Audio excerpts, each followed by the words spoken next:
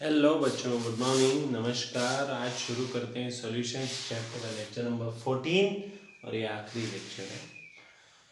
शुरू करते हैं आखिरी लेक्चर, आखिरी न्यूमेरिकल। एक ही न्यूमेरिकल ये लेक्चर में डिस्कस करेंगे। Page number 46, question number 15। बड़ा मस्त न्यूमेरिकल है, ध्यान दीजिएगा। 0.15 मोलाल एक्वियस सॉल्यूशन, मतलब ये क्या है बच्चों? Molality of the solution. Aqueous बोला है, ये बात आगे कहीं पे यूज आ सकती है। A 0.15 molar aqueous solution of KCl freezes at, ये freezes at का क्या मतलब है? ये एक्सपेरिमेंटल वैल्यू है कि ऑब्जर्व, मतलब ये थेरोटिकल वैल्यू है कि ऑब्जर्व किया एक्सपेरिमेंट है? ऑब्जर्व और एक्सपेरिमेंट एक ही होता है। तो ये क्या है? A 0.15 molar aqueous solution of KCl freezes at minus 0.510 degree Celsius, मतलब ये मिला हुआ वैल्यू है एक्सपेरिमेंट से। कैलकुलेट आई सिंबल के साथ दे दिए, एंड ऑस्मोटिक प्रेशर मतलब क्या? पाई, मतलब आई और पाई कैलकुलेट करना है, that's all, at 0 degree Celsius. ये भी काम आ सकता है आगे। Assume volume of solution equal to that of water, ये आगे कहाँ काम आएगा वो आपको बताया जाएगा, डोंट वरी, उसके बारे में टेंशन मत लो। मोलैलिटी दिया है, टीएफ दिया है, टी नॉट एफ हमको पता है ये कितना होता है। एक्वियस सॉल्यूशन बोला है, इसीलिए मैंने बोला था आगे कहीं पे काम आ सकता है। टी नॉट एफ मतलब freezing temperature of pure solvent, freezing point of pure solvent, और यहाँ पे एक्वियस सॉल्यूशन है मतलब सॉल्वेंट वाटर है, यहाँ पे आएगा 0 डिग्री सेल्सियस। ठीक है, यहाँ पे टी एफ कितना आएगा? Minus 0.510 degree Celsius. इसको कहीं पे आगे जाके ना हम लोगों को 273 केल्विन भी लिखना पड़ेगा, तब का तब देखेंगे। पर इस वक्त के लिए मोलैलिटी दिया हुआ है 0.15 मोलाल। मोलाल को हम लोग लिख सकते हैं मोल पर केजी, वरना आपके मन में डाउट आएगा इधर भी हम इधर भी हम, कैंसिल ना कर दें, इसलिए मोल पर केजी। ठीक है, और क्या दिए? बस, और पूछा गया आई और पाई। एक काम करते हैं, पहले निकालते हैं आई। ये दोनों वैल्यूज को देख के, ये दोनों वैल्यूज को देख के, ये तो जनरली प्योर वाटर का फ्रीजिंग पॉइंट होता है, ये केसीएल के सॉल्यूशन का फ्रीजिंग पॉइंट है, ये मिला हुआ वैल्यू है। तो ये क्या है बच्चों? इससे हमको मिलेगा delta TF. Delta TF is equal to T not F minus TF. ठीक है, टी नॉट एफ का वैल्यू क्या है? 0। अगर ये डिग्री सेल्सियस है, ये डिग्री सेल्सियस है, तो डायरेक्ट सॉल्व करने में कोई हर्ज नहीं है। अगर ये केल्विन है, ये डिग्री सेल्सियस है, तो सेम करो, या तो दोनों केल्विन या तो दोनों degree Celsius. 0 minus of minus 0.510। ठीक है, ये जो डेल्टा टीएफ मिला है, ये कौन सा डेल्टा टीएफ है? Delta TF is equal to, minus of minus कर दोगे प्लस हो जाएगा, 0.510 डिग्री सेल्सियस। माइनस साइन हट गया, आपको समझ गया, माइनस ऑफ माइनस प्लस। ये कौन सा वाला है? ऑब्जर्व्ड वाला है।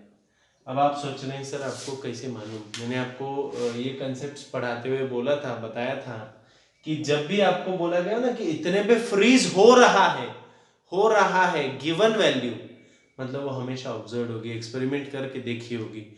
और जो पूछी जाएगी, अगर कैलकुलेट करके पूछिए, फॉर्मूला में वैल्यू इससे वो मल्टीप्लाई करो, उससे ये मल्टीप्लाई करो, मतलब समझ जाओ थेरोटिकल है, जैसे अभी आगे करने जा रहे हैं।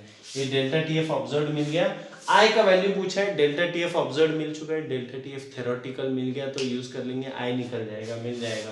कैसे निकालोगे? Delta TF theoretical is equal to, क्या करेंगे? के एफ इंटू एम, है ना?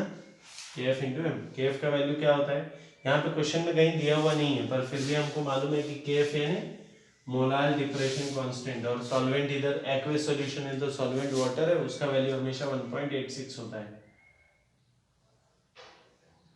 इंटू मोलैलिटी दिया गया है 0.15। अभी जो डेल्टा टी एफ मिलेगा वो क्या मिलेगा? थेरोटिकल।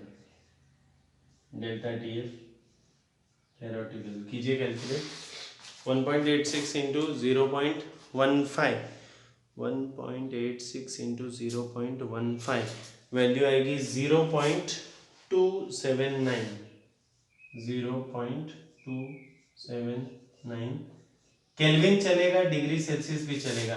देखो यहाँ पे डिग्री सेल्सियस है तो यहाँ भी डिग्री सेल्सियस लिखूंगा। आप सोच सकते हैं सर यूनिट में ऐसे कैसे आप लिख सकता हूँ, अपनी मर्जी से नहीं होता है ना सर, होता है केएफ जो होता है ना केएफ, उसका वैल्यू 1.86 यूनिट दोनों है उसके, केल्विन केजी पर मोल भी है और डिग्री सेल्सियस केजी पर मोल भी है। तो अपनी मर्जी के हिसाब से आप इसको, मर्जी के हिसाब से बोलने के बदले रिक्वायरमेंट के हिसाब से आप लिख सकते हो 0.279 डिग्री सेल्सियस। अब ये एक वैल्यू मिल चुकी है आपको और ये एक वैल्यू मिल चुकी है, यहां तक लिखिए। ऑब्जर्व की वैल्यू मिल गई, थ्योरेटिकल मिल गई, आई निकालना बहुत इजी हो गया। यहां तक लिखो फिर बताता हूं नेक्स्ट टाइम। ठीक है, लिख लिया? लिख लिया का मतलब आपको पता ही है, जब मैंने बोला बच्चों यहां तक लिख लो तो थोड़ा वीडियो पॉज कीजिए फिर लिख लीजिए। अभी क्या बोलेगा, we know that I is equal to, we know that I is equal to, क्या बोला था मैंने मराठी में, आई मतलब माँ बनना, आई यानी माँ। तो आई होने के लिए ऑपरेशन थिएटर में जाना पड़ता है, तो ऊपर ऑब्जर्व वैल्यू आएगी, नीचे थेरोटिकल। तो ऑब्जर्व क्या है, ये delta T F observe, delta T F observe upon ये है theoretical, delta T F theoretical. ठीक है, ऑब्जर्व का वैल्यू क्या मिला है हमको 0.510 अपॉन थेरोटिकल क्या मिला है 0.279। एक बात तो आपको क्लियर है कि न्यूमरेटर बड़ा वैल्यू है, डिनोमिनेटर छोटा है, मतलब वैल्यू 1 पॉइंट में या 2 पॉइंट में आएगा, 0 पॉइंट में नहीं आएगा value. Therefore i is equal to, i को कोई यूनिट नहीं होगा ना, क्योंकि ऊपर भी डेल्टा टी एफ नीचे भी डेल्टा टी एफ, दोनों का यूनिट्स हो जाएगा कैंसिल। 0.510 अपॉन 0.279 कितना आएगा वैल्यू 1.83, 1.83। दो क्वेश्चन पूछा था, आई एंड ऑस्मोटिक प्रेशर, आई हो गया, लिख लो आई हो गया।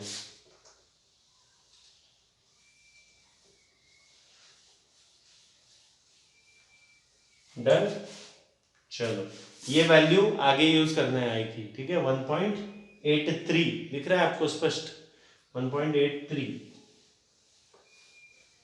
चलो जी, रिक्वायरमेंट के हिसाब से बीच में लाइन खींच लेंगे जब जरूरत पड़ेगी तब। चलते हैं, अभी क्या करेंगे, पाई का वैल्यू पूछा है।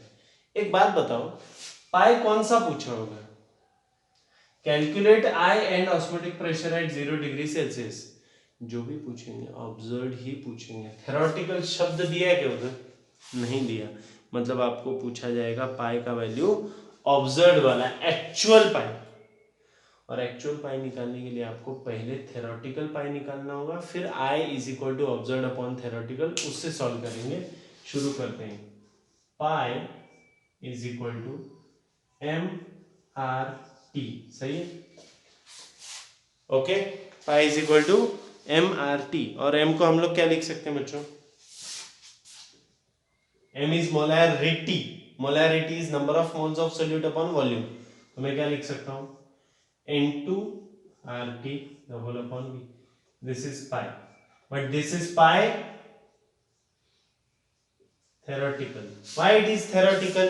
मैंने आपको पहले भी बताया, जहां भी सारी वैल्यूज पुटअप करके कैलकुलेट कर रहे हो वो सब थेरोटिकल है, और जहां बोलते हो it was found to be, या फ्रीजेस एट, बॉइल्स एट, या experimentally it was observed that, तो ऑब्जर्व्ड शब्द आ गया, समझिए। तो N2 मतलब क्या, अभी देखो हमको ये रफ वर्क में बता रहा हूँ, रफ कर दूंगा, molality is N2 upon W1 in kg, सही है, molality is N2 upon W1, molarity is number of moles upon volume. अच्छा, मास ऑफ सॉल्वेंट 1 kg अगर लिया हमने, डेफिनेशन क्या है इनका, molality of a solution is defined as number of moles of solute dissolved in 1 kg of solvent. तो 1 kg ले लिया तो ये दोनों इक्वल हो गए ना, molality is equal to number of moles, वही कर रहा हूँ, मोलैलिटी 0.15 है, उतना ही नंबर ऑफ मोल्स लूंगा, तो क्या होगा यहाँ पे N2 का वैल्यू 0.15 ले पाऊंगा, 0.15 इंटू टेम्परेचर कितना लूंगा 0 डिग्री सेल्सियस, यानी मैंने आपको पहले बोला था ये न्यूमेरिकल की शुरुआत में कि आगे जरूरत पड़ी तो 273 केल्विन बोल के हम लोग इसको लेंगे आगे डिस्कशन में। आर का वैल्यू क्या लेंगे बच्चों 0.0821, ठीक है। आर का वैल्यू ऐसा क्यों ले रहे हैं, क्योंकि ये जो वी है ना, वी वॉल्यूम हम लोग लेने वाले हैं डीएम क्यूब में या फिर लीटर में। तो आर के अलग अलग वैल्यूज हैं, हमने स्टेट्स ऑफ मैटर में देखा है 11th में। 0.0821 कब होता है, जब उसका यूनिट लीटर एटमॉस्फेयर के हिसाब से होता है। तो यहाँ हम लोग वॉल्यूम लीटर के हिसाब से लेंगे या डीएम क्यूब के हिसाब से, तो वो डीएम क्यूब एटमॉस्फेयर हो जाएगा, यहाँ 1 ले लिया, ठीक है। आर का वैल्यू कहाँ कौन सा लेना है ये डिपेंड करता है उसके आजू बाजू वाले लोगों के यूनिट पे, उनके यूनिट के हिसाब से हमको लेना पड़ता है। ये हो गया पाई थेरोटिकल, कीजिए इसको सॉल्व।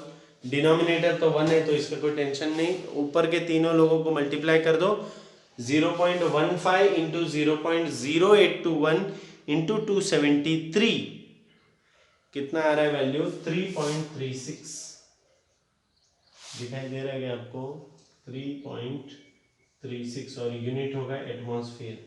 अब क्यों यूनिट एटमॉस्फेयर होगा, क्योंकि आर हमने वो लिया जिसमें लीटर एटमॉस्फेयर के हिसाब से आता हो, तो ये वॉल्यूम का लीटर और इसका लीटर तो कैंसिल हो गया, बचा एटमॉस्फेयर, समझे। पाई थेरोटिकल, ये पाई थेरोटिकल की वैल्यू मिल गई थोड़े टाइम पहले। पाई ऑब्जर्व निकालने के लिए मैंने आपको बोला था आई के हिसाब से सॉल्व करेंगे। यहां तक डन है, कंफ्यूज मत हो, यहां तक डन है क्या। पाई थेरोटिकल का वैल्यू है, क्या है ये पाई थेरोटिकल, ठीक है। आगे चलते हैं, वी नो दैट, आपको बहुत कुछ पता है पर इधर क्या यूज करना है, जो पता है उसमें से i is equal to operation theatre है ना, O upon T, pi observe upon pi theoretical. अब आपको पाई थेरोटिकल का वैल्यू मालूम है, आई का भी वैल्यू 1.83 मालूम है, तो पाई ऑब्जर्व निकालना तो इजी बात है। Therefore pi observe is equal to, इसको उधर भेज दो, आई into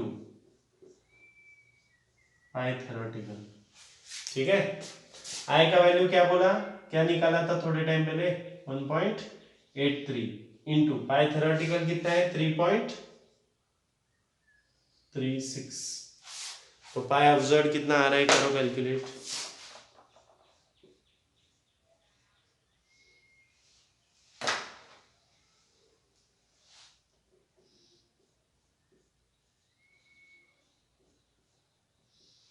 one 1.83 into 3.36 gives me 6.15 atmosphere.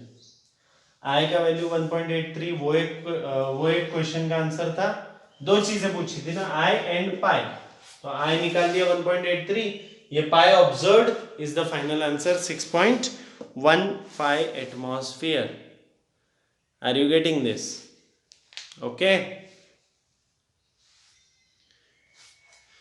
लिख लो। तो मेरे प्यारे देशवासियों, ये था इस चैप्टर का आखिरी न्यूमेरिकल, आज का लेक्चर, और ये चैप्टर यहीं पे समाप्त करते हैं, मिलेंगे नए चैप्टर में। तब तक के लिए मस्त रहो, स्वस्थ रहो और प्रैक्टिस करते रहिए। Practice makes man perfect. जय हिंद।